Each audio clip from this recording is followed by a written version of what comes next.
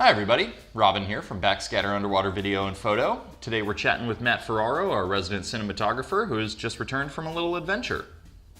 Yeah, I was down in the Channel Islands, the Northern Channel Islands, and testing out the Alexa Mini and the Nauticam housing. Nice. This looks like a pretty awesome piece of equipment. Can you talk to us about this a little bit here? What do we got going on? Yeah, so first there's the Arri Mini. Okay. This is like the streamed down version of their big cameras that they use for making Hollywood productions. Awesome. And then the Arri 8mm rectilinear lens, super wide lens.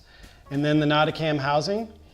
This combination makes one that you can trim out and swim through the kelp forest or any other location for that matter. Impressive for such a big piece of equipment. Yes, so what I was looking at is that we're shooting a project right now and we're using what the Alexa, or the Arri calls their Alexa XT. Okay. But we needed something in a more compact size to be able to swim around.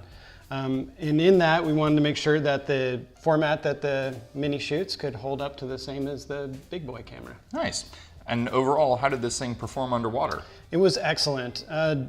First off, it white balanced down at depth, which a lot of cameras are not capable of doing. Right. It did it flawlessly, matched that of what I would see out of Canons. Excellent, excellent. I mean, after getting to use this thing in the field, what kind of advice would you have for somebody else that's taking it out there for an assignment? Well, first thing you want to do is make sure that you mark your wheels on the housing, okay, to match the lenses. Okay. So you know where you're at on the lens as far as focus distance and aperture. Awesome.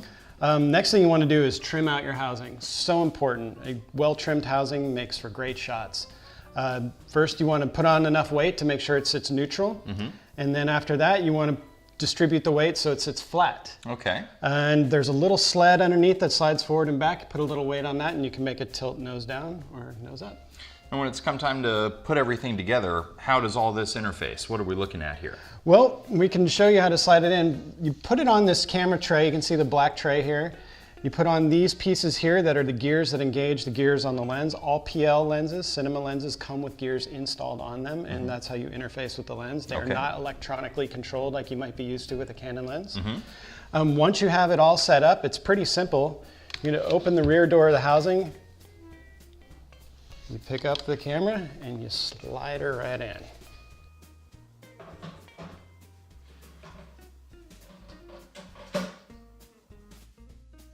And once the tray locks in place, you just close the door. Simple as that.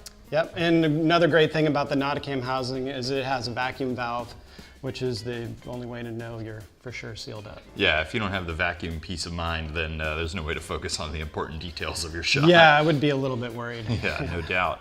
I mean, speaking on kind of on that note, did you run into any sort of troubleshooting issues, anything that required a little bit of technical on-the-fly stuff? I'd say the one thing to just be aware of is that the Mini has a limited set of user assignable buttons. Okay. Those interface on the side of the housing here. And what you want to do is you want to set up at least one of them for white balance. So that's ideal because you're going to be changing white balance with depths and conditions. So you need access to that all the time. The other ones I assigned were for a neutral density filter. So if you're very close to the surface, you need to bring that exposure down. Okay. And then the ISO button, mostly for when you're down deeper and you need a little bit extra exposure. Right, right. And then the other thing is that it uses a small HD 502 monitor. Okay. And that has some exposure tools built into it that are very helpful. Excellent. I use the waveform, which is just a graph representation of exposure. You can see your highlights and shadows. And then I use zebras to show me when that highlight is getting clipped. Make sure you're not losing detail. Exactly, it won't lose detail and bring back the exposure. Plus you get it right in camera the first time, every time, right? Yes, one great thing about the Mini is that the footage coming out of the camera looks fantastic. Nice. So if you need to do a quick turnaround, it's a good camera to have.